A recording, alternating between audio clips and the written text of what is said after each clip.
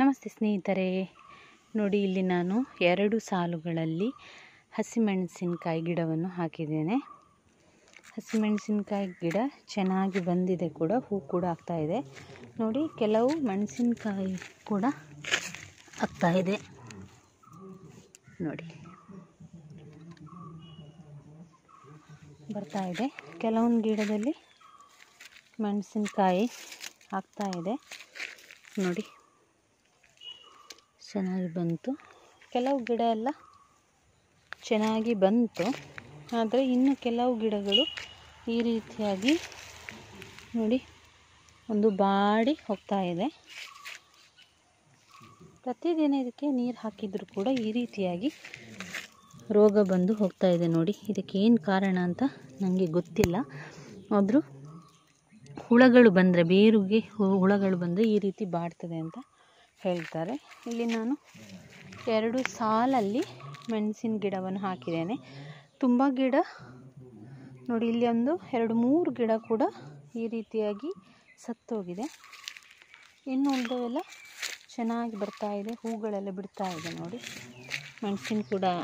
ಮೆಣಸಿನಕಾಯಿ ಕೂಡ ಆಗಿದೆ. ಇದು ನೋಡಿ, ಮೆಣಸಿನಕಾಯಿ ಚೆನ್ನಾಗಿ ಬೆಳೆದು ಹಣ್ಣಾಗಿದೆ. ನೋಡಿ, ಈ ರೀತಿಯಾದ ಮೆಣಸಿನಕಾಯಿಯನ್ನು ಆವಾಗಲೇ ಕೊಯ್ದ ತಕ್ಷಣ ನಾವು ಇಲ್ಲೇ ಬೀಜ ಹಾಕಿದರೆ ಅದು ಬೇಗನೆ ಗಿಡ ಬರ್ತದೆ. ಈ ರೀತಿಯಾದ ಮೆಣಸಿನಕಾಯಿಯನ್ನು ನಾವು ನೇರವಾಗಿ ಬೀಜ ಹಾಕಿದರೆ ಅದು ಎಷ್ಟೇ ಆದರೂ ಗಿಡವೇ ಬರೋದಿಲ್ಲ. ಆವಾಗ ಏನು ಮಾಡಬೇಕು ನಾವು ಅಂದರೆ, ಈ ಮೆಣಸಿನ ಬೀಜವನ್ನು ನೀರಲ್ಲಿ ನೆನೆ ಹಾಕಬೇಕು. ಸಾಧಾರಣ 1 ಗಂಟೆಗಳ ಕಾಲ ನೀರಲ್ಲಿ ಅದು ನೆನೆಬೇಕು. ನೀರಲ್ಲಿ ನೆನೆ ಹಾಕೋದ್ರಿಂದ ಬೀಜಗಳೆಲ್ಲ ಮೊಳಕೆ ಬರಲಿಕ್ಕೆ ಸಹಾಯ ಆಗ್ತದೆ.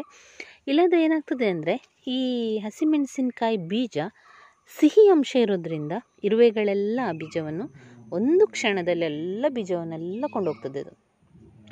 ಅದಕ್ಕೋಸ್ಕರ ನಮಗೆ ಮೆಣಸಿನ ಬೀಜ ಹಾಕಿದ ಮೇಲೆ ಗಿಡವೇ ಬರುವುದಿಲ್ಲ, ಗಿಡವೇ ಕಾಣೋದಿಲ್ಲ ಅಂತ ನಾವು ಅಂದ್ಕೊಳ್ತೇವೆ. ಆದರೆ ಬೀಜ ಹಾಕಿದ ತಕ್ಷಣ ಇರುವೆಗಳಿಗೆ ಗೊತ್ತಾಗ್ತದೆ, ಇರುವೆಗಳು ಬಂದು ಬೀಜವನ್ನೆಲ್ಲ ಕೊಂಡೋಗ್ತದೆ. ಅದಕ್ಕೋಸ್ಕರ ನಾವು ಅದನ್ನು 1 ಗಂಟೆಗಳ ಕಾಲ ನೆನೆಸಿ ಹಾಕಿದರೆ ಏನಾಗ್ತದೆ ಅಂದರೆ, ಬೇಗನೆ ಮೊಳಕೆ ಬರಲಿಕ್ಕೆ ಸಹಾಯ ಆಗ್ತದೆ. ಆವಾಗ ಇರುವೆಗಳು ಕೊಂಡೋದ್ರು ಕೆಲವೊಂದು ಬೀಜಗಳು ಉಳಿದಾದರೂ ನಮಗೆ ಗಿಡಗಳೆಲ್ಲ ಸಿಗ್ತದೆ.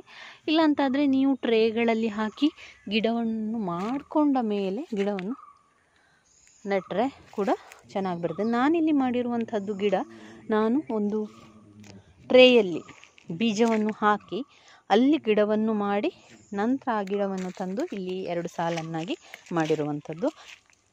ಇದಕ್ಕೆ ನಾನು ಬೇರೆ ಯಾವ ಗೊಬ್ಬರ ಕೊಡ್ತಾ ಇಲ್ಲ. ಇದಕ್ಕೆ ಸಗಣಿ ಗೊಬ್ಬರವನ್ನು ನಾನು 15 ದಿವಸಕ್ಕೊಮ್ಮೆ ಇದಕ್ಕೆ ಇಡ್ತೇನೆ. ನೋಡಿ, ಮೆಣಸುಗಳೆಲ್ಲ ಆಗ್ತದೆ. ನಮಗೆ ಮನೆ ಬಳಕೆಗೆ ಬೇಕಾಗುವಷ್ಟು ಮೆಣಸು ನಮ್ಮ ತೋಟದಲ್ಲಿ ಸಿಕ್ಕಿದರೆ ತುಂಬಾ ಖುಷಿ ಆಗ್ತದೆ. ನಮ್ಮ ಮನೆ ಬಳಕೆಗೆ ಬೇಕಾಗುವಷ್ಟು ಮೆಣಸಿನ ಗಿಡವನ್ನು ಮಾಡಿಕೊಂಡ್ರೆ ತುಂಬಾ ಒಳ್ಳೆಯದು. ಒಂದು ವೇಳೆ ನೀವು ನೆಲದಲ್ಲಿ ಹಾಕದಿದ್ದರೆ ನೀವು ಗ್ರೋ ಬ್ಯಾಗ್ಗಳಲ್ಲಿ, ಗೋಣಿ ಚೀಲಗಳಲ್ಲಿ ಕೂಡ ಈ ರೀತಿಯಾಗಿ ಗಿಡವನ್ನು ಮಾಡಿಕೊಂಡು ಬೆಳೆಸ್ಬೋದು.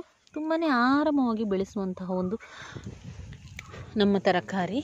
ನಮಗೆ ಪ್ರತಿನಿತ್ಯ ಬೇಕಾಗುವಂಥ ಈ ಹಸಿಮೆಣಸಿನಕಾಯಿಯನ್ನು ಮಾರುಕಟ್ಟೆಯಿಂದ, ಅಂಗಡಿಯಿಂದ ತರುವುದಕ್ಕಿಂತ ನಾವು ಮನೆಯಲ್ಲೇ ಮಾಡಿಕೊಂಡು ಬೇಕಾದಾಗ ನಿಮಗೆ ಹಸಿಮೆಣಸಿನಕಾಯಿ ಬೇಕು, ಚಟ್ನಿ ಮಾಡಲಿಕ್ಕೆ ಬೇಕು ಅಂತ ತಕ್ಷಣ ಬಂದು ಬೇಕಾದಷ್ಟು ಮೆಣಸಿನಕಾಯಿಯನ್ನು ಕೊಯ್ದುಕೊಂಡು ಹೋಗಲಿಕ್ಕೆ ತುಂಬಾ ಖುಷಿ ಆಗ್ತದೆ. ನೋಡಿ, ಇದೊಂದು ಈ ರೀತಿಯಾಗಿ ಒಣಗಿ ಸತ್ತೋಗಿದೆ. ನೋಡಿ, ಸತ್ತೋಗಲಿಕ್ಕೆ ಆಗ್ತಾಯಿದೆ.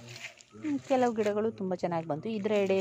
ಇದರ ಸೈಡಲ್ಲಿ ಕಬ್ಬು ಕೂಡ ನೆಟ್ಟಿದೆ. ನೋಡಿ, ಈ ಸೈಡಲ್ಲಿದೆ ಕಬ್ಬಿನ ಗಿಡ. ಆಮೇಲೆ ಒಂದು ಚೀನಿಕಾಯಿ ಗಿಡ ಸಹ ಹೋಗ್ತಾ ಇದೆ. ಇದರಲ್ಲಿ ಚೀನಿಕಾಯಿ ಗಿಡವನ್ನು ಕೂಡ ಸೈಡಲ್ಲಿದೆ.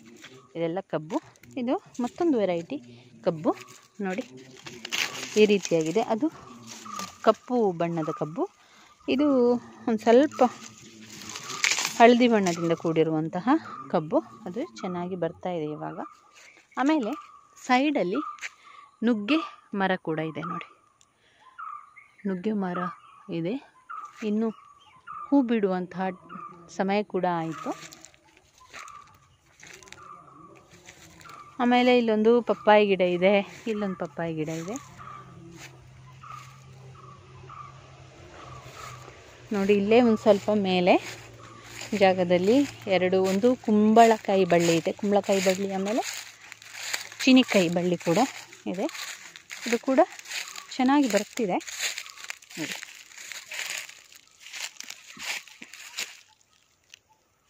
ತುಂಬಾ ಬಿಸಿಲಿರೋದ್ರಿಂದ ಸ್ವಲ್ಪನೇ ಬಾಡ್ತಾ ಇರ್ತದೆ ನೋಡಿ. ಇದು ಚೀನಿಕಾಯಿ ಬಳ್ಳಿ, ಹಾಗೆ ಇದು ಕುಂಬಳಕಾಯಿ ಬಳ್ಳಿ ಇಲ್ಲಿ ಬರ್ತಾ ಇದೆ.